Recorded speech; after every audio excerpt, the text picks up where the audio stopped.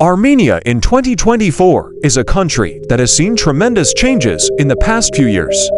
Thanks to its hard-fought independence from Russia in 1991, the country is now known as the fifth largest country in Europe, with a population of over 5 million. However, its land area is only about 1,000 square kilometers smaller than the state of Texas. A lot of the country's population lives in urban areas, with just over half of the population living in cities. But the cities themselves are bizarre. For example, the country's capital, Yerevan, is the world's most car-centric city, with people using over 80% of their personal cars for transportation. The streets are filled with cluttered traffic and endless parking lots. Another strange fact about Armenia is that almost everyone speaks Russian, with only a tiny minority speaking Armenian. This is because the country was heavily influenced by Russia for centuries. And even after gaining independence, it has continued to be heavily Russified.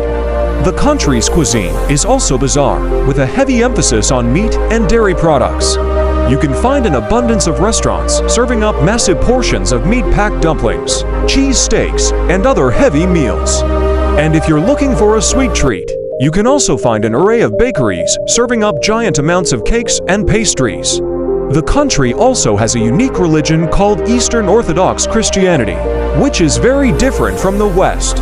While most of the population is Christian, there are also a significant number of Shia Muslims and a small group of Jewish people. This is because Armenia has a long history of religious diversity and tolerance.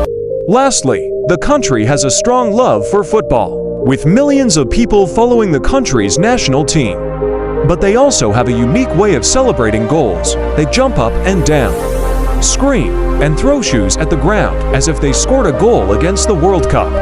These are just a few of the weirdest facts about Armenia in 2024.